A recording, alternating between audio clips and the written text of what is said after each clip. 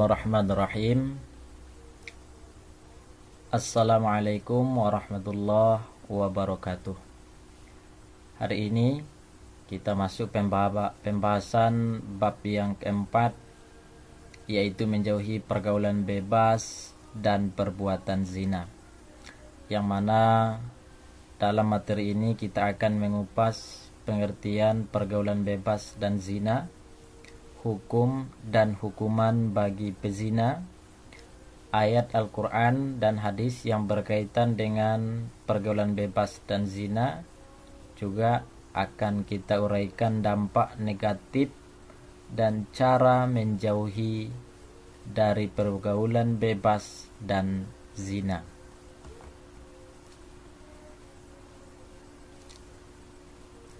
Pengertian pergaulan bebas dan perbuatan zina. Pada pembahasan ini, yang kita maksud pergaulan bebas adalah pergaulan yang tidak dibatasi oleh aturan agama maupun susila.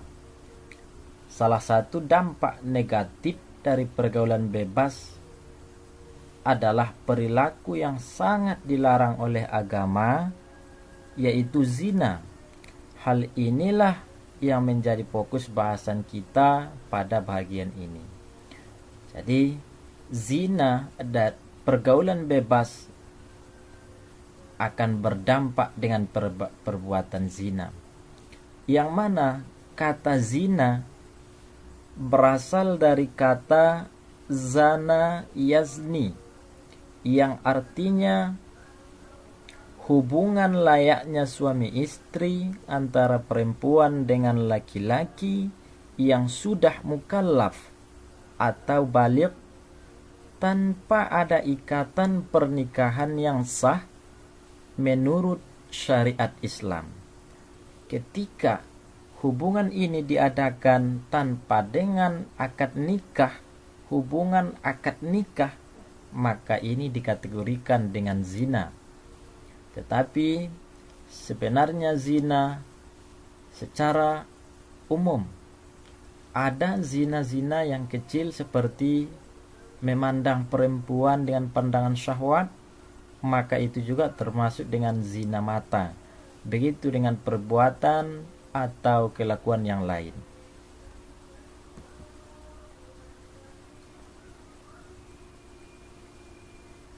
ولا تقربوا الزنا إنه كان فاحشة وساء سبيلا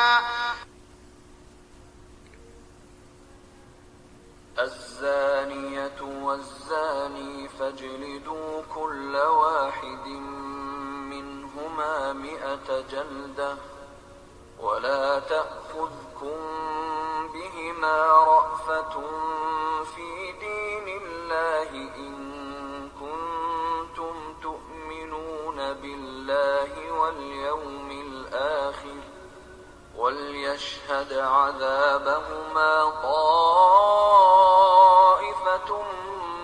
من المؤمنين. Baik, inilah dua ayat Al-Quran yang menjelaskan tentang zina adalah perbuatan yang sangat keji dan yang sangat buruk. Pertama kita lihat dalam Al-Quran surah Al-Isra, surah yang ke-17 dalam Al-Quran ayat 32. Dan janganlah kamu mendekati zina, sesungguhnya zina itu perbuatan yang keji dan suatu jalan yang buruk. Yang kedua, surah An-Nur, surah yang ke-24 dalam Al-Quran terdapat ayat kedua. Allah menjelaskan perempuan yang berzina dan laki-laki yang berzina, maka deralah tiap-tiap seorang dari keduanya 100 kali dera. Dan janganlah belas kasihan kepada keduanya, mencegah kamu untuk menjalankan agama Allah atau syariat Islam. Jika kamu beriman kepada Allah dan hari akhirat, hendaklah atau laksanakanlah hukuman mereka dengan disaksikan oleh sekumpulan dari orang-orang yang beriman. Dari ayat ini jelas bahwa bisa kita pastikan dan tanpa ada keraguan zina adalah haram karena melanggar syariat Islam dan juga perbuatan keji dan suatu jalan yang buruk. Di sini nanti akan dikategorikan dua macam zina. Ada yang namanya zina muhsan dan zina ghairu muhsan. Nanti akan kita bahas pada slide selanjutnya. Sementara ada beberapa hadis tentang larangan pergaulan bebas dan perbuatan zina. Yang pertama bisa kita lihat dari hadis yang diriwayatkan oleh Imam Ahmad dari Jabir ibnu Abdullah berkata, Rasulullah Shallallahu Alaihi Wasallam bersabda, barang siapa beriman kepada Allah dan hari akhir, maksudnya hari kiamat, maka janganlah berdua-duaan dengan wanita yang tidak bersama mahramnya, karena yang ketiga adalah syaitan. Yang kedua, bisa kita lihat dalam hadis riwayat Imam Abu Daud dan Tirmizi yang mengatakan tidak akan berzina seseorang dalam keadaan beriman pada waktu melakukan perzinahan. Jelas bahwa orang yang melakukan berzina karena imannya telah hilang. Dan tidak akan mencuri seseorang dalam keadaan beriman pada waktu mencuri. Dan tidak akan minum khamar seseorang pada waktu beriman pada waktu meminumnya. Imam An-Nasa'i menambahkan, bila seseorang melakukan hal itu, berarti ia melepaskan tali keimanan dan lehernya atau dia menjadi kafir. Bila bertaubat, Allah akan menerima taubatnya. Tubu ilallahi taubatan nasuha.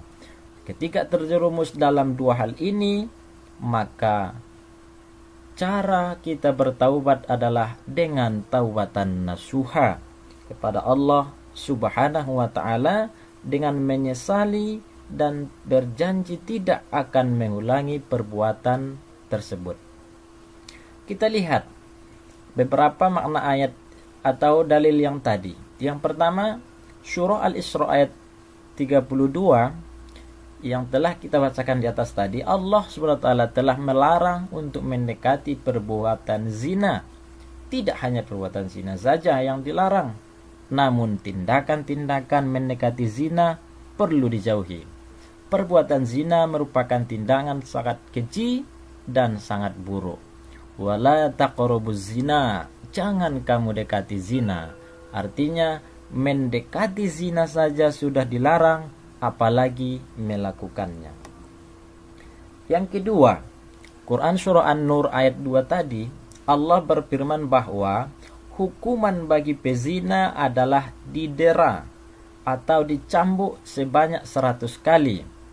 Hukuman tersebut berlaku bagi pezina yang belum menikah atau pezina yang disebut dengan ghaira muhsan. Hukum ini termasuk pada hukum hudud atau hukum rajam. Yang ketiga, hadis Rasulullah yang menjelaskan bahwa perbuatan zina dapat diawali dengan perbuatan-perbuatan yang menjurus kepada zina, seperti bepergian dengan lawan jenis yang bukan mahram. Seorang laki-laki dengan seorang perempuan pergi jalan berdua tanpa mahram, itu adalah suatu perbuatan atau pintu setan untuk melakukan perbuatan zina. Dengan begitu, setan akan mudah menggoda umat manusia untuk melakukan perbuatan zina, dan itu adalah termasuk perbuatan pergaulan bebas yang melanggar syariat Islam. Hadis yang kedua menjelaskan bahwa perbuatan zina dapat melepas keimanan seseorang atau seorang muslim. Dengan perbuatan zina, keimanan seorang muslim bisa hilang dan bisa menjadikan jatuh kepada kekufuran terhadap Allah Subhanahu wa taala. Di sini kita pertegas bahwa larangan pergaulan bebas dan perbuatan zina, bahwa pergaulan bebas tadi adalah interaksi terlepas dari aturan yang berlaku. Nah, itulah yang disebut dengan pergaulan bebas. Banyak macam pergaulan bebas. Di antaranya adalah tawuran. Tawuran yang tidak jelas tujuan, arah, maka ini adalah pergaulan bebas yang mana sering kita dengar bahwa seorang pelajar terhadap pelajar lain saling berkelahi atau tawuran. Sekolah A dengan sekolah B, karena persaingan di antara kedua sekolah saling caci-mencaci, terjadi tawuran. Maka ini adalah yang disebut dengan pergaulan bebas. Yang kedua, penyalahgunaan narkoba, minuman khamar, judi, mabuk-mabukan, dan hal lain yang sebagainya itu adalah pergaulan bebas. Kenapa? Karena itu adalah hal yang dilarang dalam syariat Islam, dan itu termasuk perbuatan dosa yang dimurkai oleh Allah Subhanahu wa taala. Selanjutnya, ada pornografi. Kenapa terjadi pornografi? Karena adanya pergaulan bebas, tidak ada kontrol diri, tidak ada kontrol dari pihak keluarga, tidak ada kontrol dari pihak masyarakat, dan tidak ada kontrol dari pihak sekolah, sehingga terjadi pergaulan bebas. Maka dengan pergaulan bebas, semena-mena dia dan gampang dan mudah mendapatkan yang namanya kesukaan hatinya untuk melampiaskan hawa nafsunya. Dengan pergaulan bebas, maka kejahatan dunia maya pun semakin banyak akan terjadi. Artinya, pergaulan bebas menimbulkan banyak dampak negatif dan bahkan terjerumus kepada perbuatan zina. Yang mana zina tadi adalah, sudah kita ketahui bahwa hubungan seksual antara laki-laki dan perempuan yang tidak ada ikatan nikah atau tidak ada pernikahan yang sah. Tentu nanti kita bahas pelajaran yang lain bagaimana yang disebut dengan pernikahan yang sah. Banyak macam-macam perbuatan zina. Di antaranya digolongkan kepada zina muhsan dan zina ghairu muhsan. Yang mana zina muhsan adalah pezina yang sudah balik, berakal, dan sudah pernah menikah. Hukuman bagi orang yang melakukan zina muhsan, maka dirajam atau dilempari dengan batu sampai meninggal. Tidak ada ampun baginya dan tidak ada kata maaf untuk dia. Maka hukuman dia menurut syariat Islam, zina muhsan dirajam atau dilempari dengan batu sampai dia meninggal dunia. Jika ia ikhlas dan menerima hukuman itu, insya Allah itu akan diampuni Allah Subhanahu wa taala dari perbuatannya tanpa menghilangkan hukuman nantinya di akhirat kelak. Dan orang yang melempari atau mencambuk tidak mendapat dosa, bahkan mereka akan mendapat pahala dari sisi Allah Subhanahu wa taala.